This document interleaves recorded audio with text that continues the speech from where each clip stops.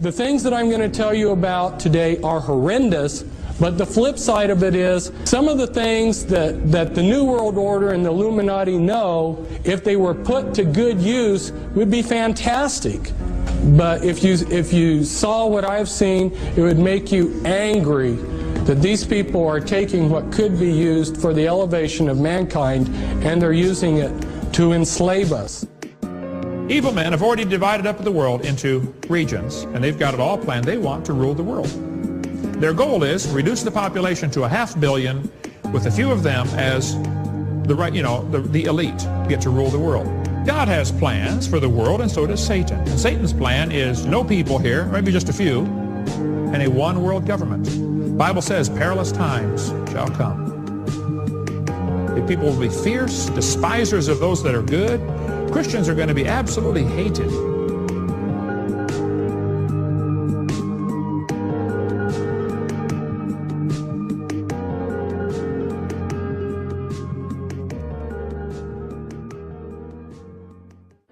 task will be to develop an overall strategy for America in this period when really a new world order can be created. It's a great opportunity. It isn't just a crisis.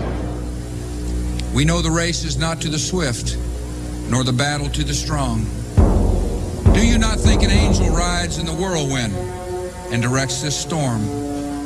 But I do have one question. During the crisis, or any time that you're aware of, has the Federal Reserve or Treasury participated in any gold swaps arrangements? The Federal Reserve does not own any gold at all. We have not owned gold since 1934. Congress shall now vote for approval of H.R. 8791, the Homeland Terrorism Preparedness Bill. Said bill requests emergency response funding up to and including, I'm sorry, this section is classified.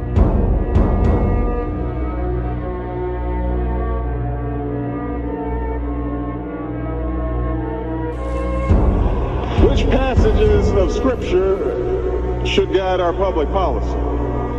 Should we go with Leviticus, which suggests slavery is okay, and that eating shellfish is an abomination? Or we could go with Deuteronomy, which suggests stoning your child if he strays from the faith? Or should we just stick to the Sermon on the Mount, a passage that is so radical that it's doubtful that our own Defense Department would survive its application?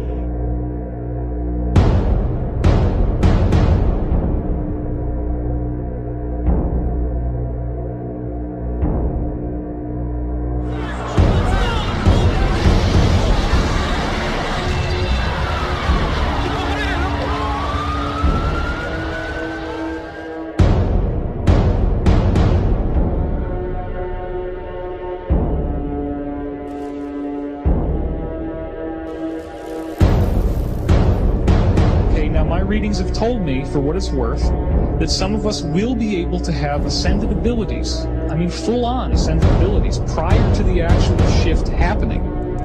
So that would be very cool, because what we're expecting after 2012 is a 100 times more harmonious utopian world where things like time travel, levitation, instant telepathy, instant healing, telekinesis are as common and as everyday as breathing.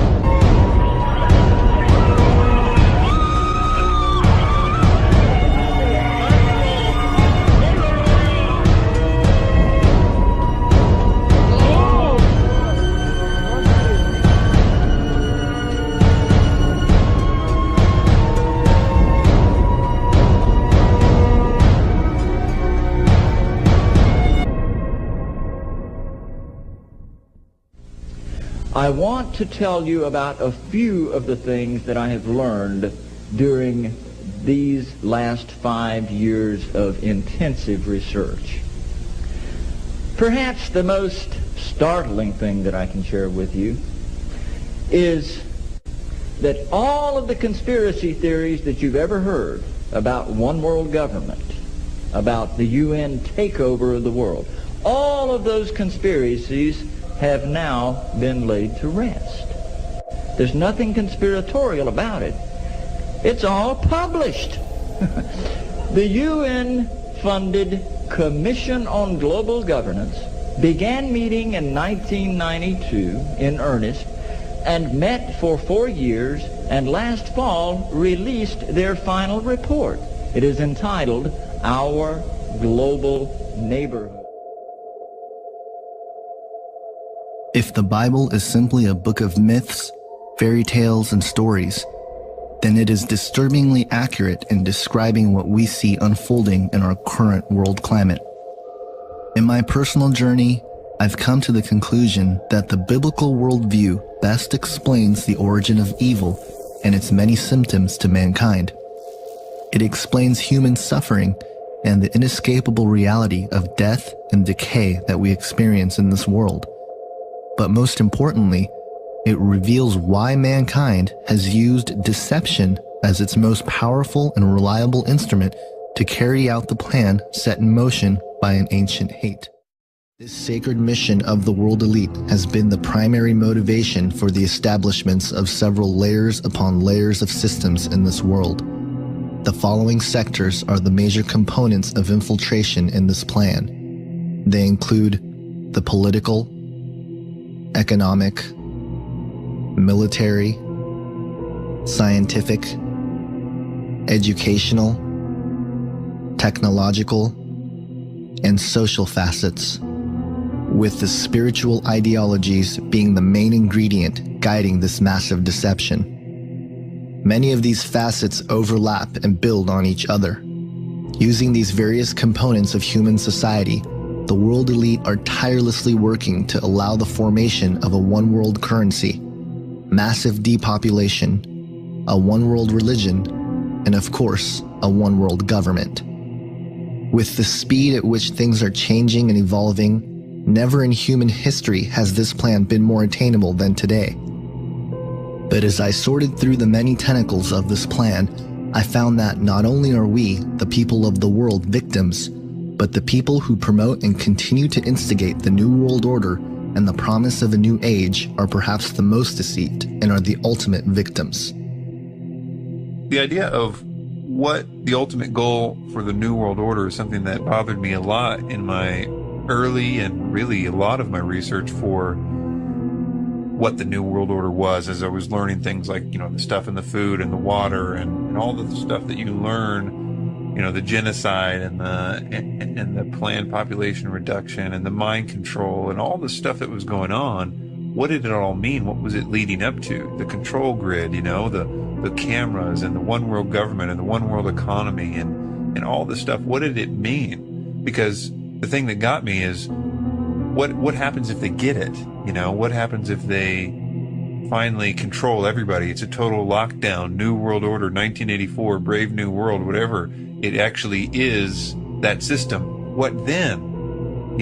Is it all going to just end and everybody sits back and they drink lemonade and say, hey, we did it, guys. But then the connection to Satanism is really what started to pique my interest early on. And that they were theistic, Satanists. They really did believe that Satan was God, and they actively worshiped him and received instructions from the spirit world. That was what tripped me out, and to see that network and every door that was kicked down, investigation led to somewhere some Satanistic connection. So the answer to what the ultimate goal and the question of who or what do I believe is behind it is the same. That is the Antichrist. The system is being built around us, the control grid, the economy, everything is being built to force everyone to worship the Antichrist. That is what this is all about. That's what makes everything make sense. It's the one component that makes everything make sense. And so what is behind it is a spiritual agenda, as it says in Ephesians 6:12.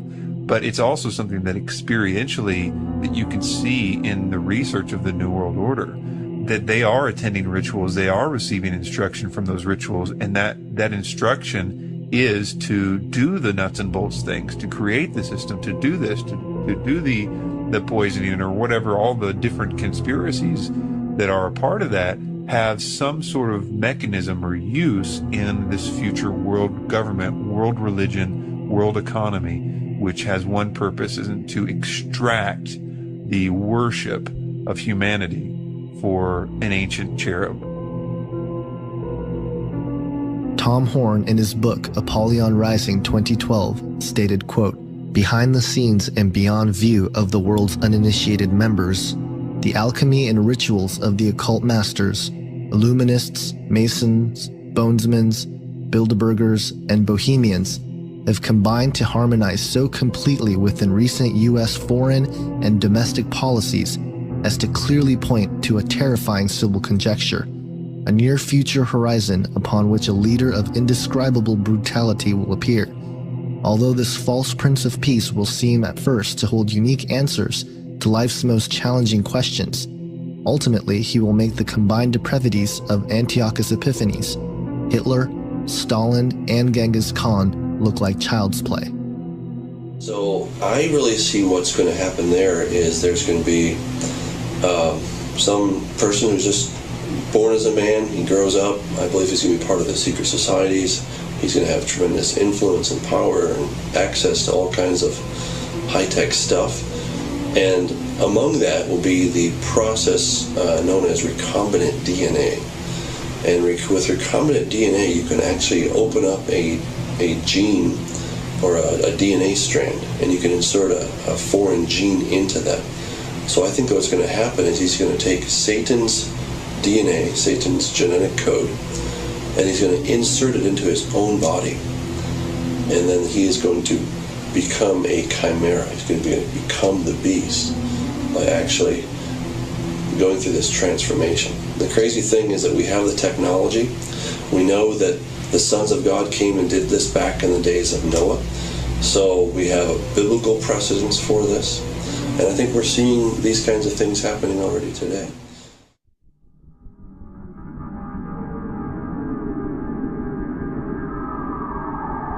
To understand the biblical worldview of the New World Order, we must first look at the fall of mankind as recorded in Genesis 3. This chapter reveals the origin of the plan, who's behind it, and where it's going. No other ancient text reveals so much about the nature of evil and its methods than the Bible, and this is where it all begins.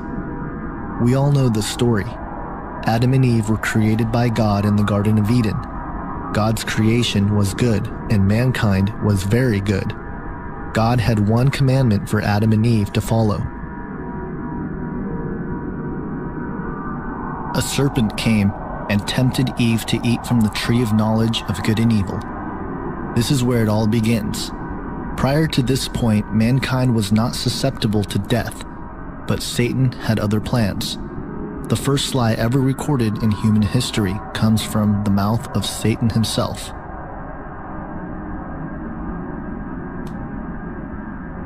Satan, being the father of lies, was able to redefine what good meant. Upholding to the traits of a great deception, Satan's lie contained some truth. But to understand how this lie has permeated throughout history and is being used to create the New World Order, we must break down this passage. Satan knew that when they ate of the fruit of this tree, that mankind would be subject to death. This lie is the foundation for New Age ideas like reincarnation. It is the idea that even though we die, there is no heaven or hell, but instead we return with another opportunity to attain enlightenment. It is also the one lie that many of the world elite believe today, which is that through the use of intellect, technology, and science, man will achieve immortality.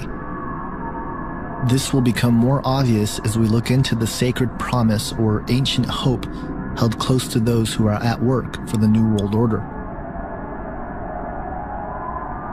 Satan was implying here that secret knowledge and wisdom will be available to them.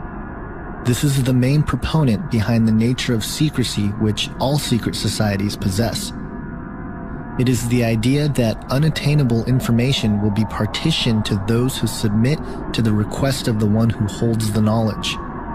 It also plays on the hope promoted by the New Age movement, which claims that we are all spiritually evolving into a higher consciousness, and that if one would only tap into this universal energy force, they would realize that they are God.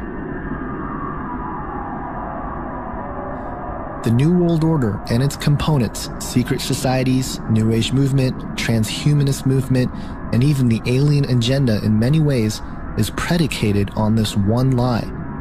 The idea that man would become God is the elusive carrot on a stick that has been behind many, if not all, of man's attempts to acquire power, authority, and dominion over the masses while conquering death and nature in the process.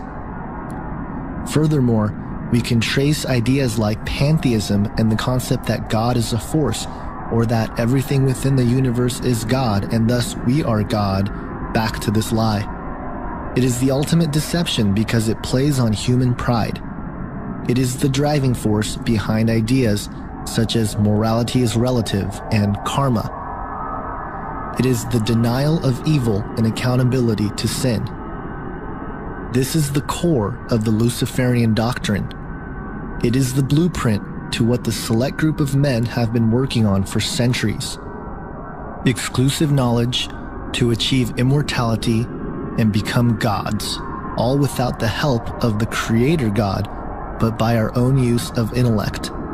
As we will come to see, this idea, which goes by many names like the Sacred Promise and an Ancient Hope, has been sought after by men for centuries. Here's the way they look at it. Here's their metaphor for the end of innocence. Adam and Eve were held prisoner in the Garden of Eden by an unjust, cruel, and vindictive God.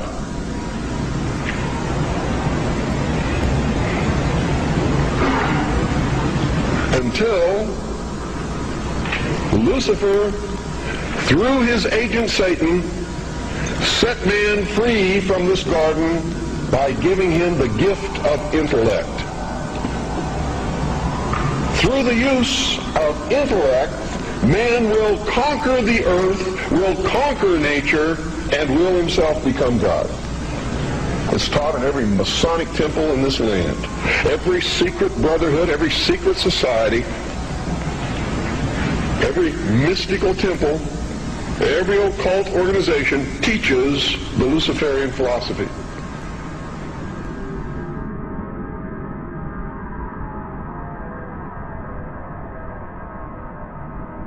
When our founders declared a new order of the ages, they were acting on an ancient hope that is meant to be fulfilled. I believe, and if you read esoteric wisdom philosophers and teachers and so on, this ancient hope is the idea that there has been a plan, an ambition contained within secret societies for thousands of years to resurrect the lost empire of Atlantis.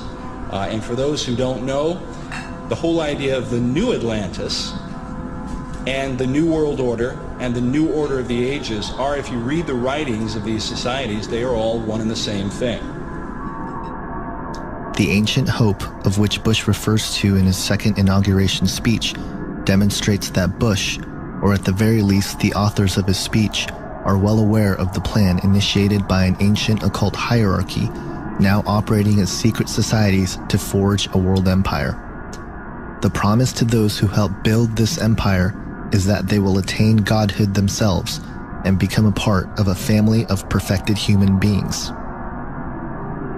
Manly P. Hall, a 33-degree Freemason, an occultist and regarded as one of the greatest authorities on the topic of secret societies and Freemasonry in particular, reveals in his book, The Secret Destiny of America, quote, "In this way, the old dream of the philosophic empire descended from the ancient world to modern time.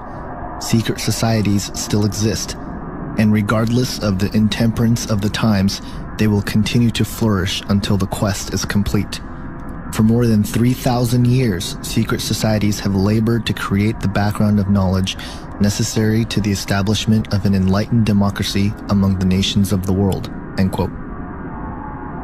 Hall goes on to explain that America was not founded as a constitutional republic based on biblical principles, but rather a massive experiment of social engineering formed out of the principal visions described in Sir Francis Bacon's book, The New Atlantis, in 1627. The basic principle was that the goal of attaining human perfection and a utopia that would come with it is the ultimate plan put forth and worked on since antiquity. He goes on to say, quote, "The supreme human purpose is the perfection of man. This must come first, and when this end has been achieved, all good things will inevitably follow." End quote. These principles all stem back from what is known as the ancient mystery school teachings.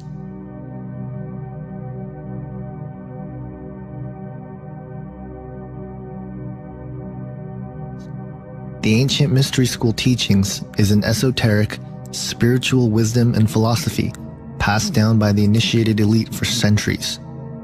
It is in fact one and the same as the Luciferian doctrine that one day man will become God through the use of his own intellect. This is the religion of the New World Order, which is operating in various degrees under various secret societies, cults, and even high-ranking religious circles. The origin and understanding of the mystery schools and its history can be found in theosophical writings.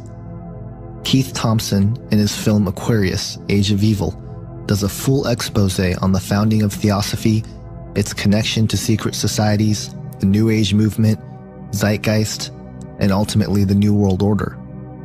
In a document entitled The Mystery Schools, written by Grace Noach of the Theosophical Society, reveals the origin of the ancient mystery teachings. She opens the document, quote, "Millions upon millions of years ago, in the darkness of prehistory, humanity was an infant, a child of Mother Nature, unawakened, dreamlike, wrapped in the cloak of mental somnolence. Recognition of egoity slept, instinctual consciousness alone was active. Like a stream of brilliance across the horizon of time, divine beings, Manasaputras, sons of mind, descended among the sleeping humans, and with the flame of intellectual solar fire lighted the wick of latent mind, and lo, the thinker stirred. Self-consciousness wakened, and man became a dynamo of intellectual and emotional power, capable of love, of hate, of glory, of defeat. Having knowledge, he acquired power. Acquiring power, he chose. Choosing, he fashioned the fabric of his future, and the perception of this ran like wine through his veins." End quote. She goes on to explain the Atlantean connection as, quote, "Time marched on and the race waxed lustily in power. As Lemuria gave birth to Atlantis, the third race to the fourth, the fiercest battle was waged. The war between the Lords of Light and Truth and the Lords of Darkness and Ignorance. Thus were established some 4 or 5 million years ago, when Atlantis was threatening to destroy itself through spiritual iniquity, the first mystery schools. From these early centers sprang other mystery schools in all parts of the Atlantean world. By the time the Atlanteans were in their heyday of material splendor, these schools were working their hardest to stem the increasing tide of sorcery." End quote. H.P. Blavatsky, founder of Theosophy and touted as one of the greatest writers on the topic of the occult and esoteric wisdom, stated that her book, The Secret Doctrine, is the reemergence of the ancient mystery school teachings, as, quote, "The secret doctrine is the accumulated wisdom of all ages, the mysterious power of occult symbolism, that the facts which have actually occupied countless generations of initiated seers and prophets to marshal, to set down and explain in the bewildering series of evolutionary progress. It is the uninterrupted record covering thousands of generations of seers whose respective experiences were made to test and to verify the traditions passed orally by one early race to another of the teachings of higher and exalted beings who watch over the childhood of humanity." End quote. Alice Bailey, a theosophist and writer, co-founder of Lucis Trust, formerly known as Lucifer Publishing, wrote in her occult classic known as The Externalization of the Hierarchy regarding the initiation of all humanity into the ancient mystery schools as, quote, "This little-known divine energy now streams out from Shambhala. It embodies in itself the energy which lies behind the world crisis of the moment. It is the will of God to produce certain racial and momentous changes in the consciousness of the race which will completely alter man's attitude to life and his grasp of the spiritual, esoteric, and subjective essentials of living. It is this force which will bring about, in conjunction with the energy of love, that tremendous crisis imminent in the human consciousness, which we call the second crisis, the initiation of the race into the mystery of the ages, into that which has been hid from the beginning." End quote. The foundation behind all that is the ancient mystery school teachings are founded upon the idea that, once again, man was given the gift of creativity and intellect so that we ourselves can achieve godhood and become the divine beings of which we were supposed to be through the process of evolution. This idea goes directly against biblical Christianity, who offers salvation to anyone who believes in Jesus Christ. This is why the modern era writers on the topic of the ancient mysteries go to great lengths to try to discredit Christianity, and why secret societies have infiltrated its religious institutions to corrupt many sectors of Christianity, allowing historians to paint a picture of the faith which is utterly false. Most of the attempted discrediting of Christianity in these writings refer to the idea that was presented in the first section of the film Zeitgeist.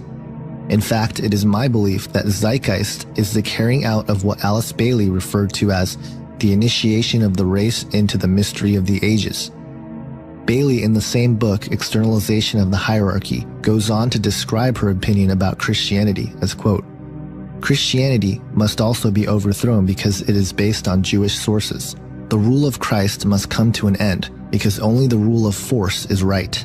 In the world order of the Axis powers, the individual has no rights, has no freedom except insofar as he serves the state. There will be no liberty of thought or conscience.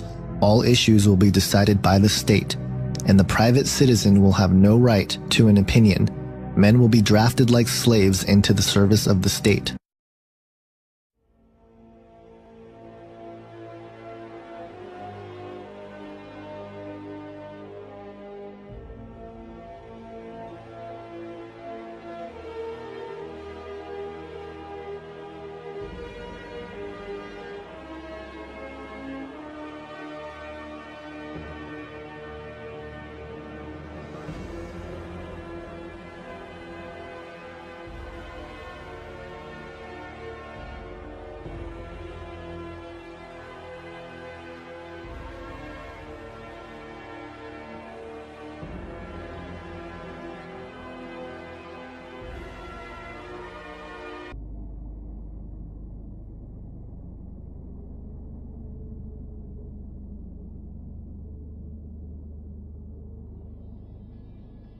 In the beginning, God created the heaven and the earth.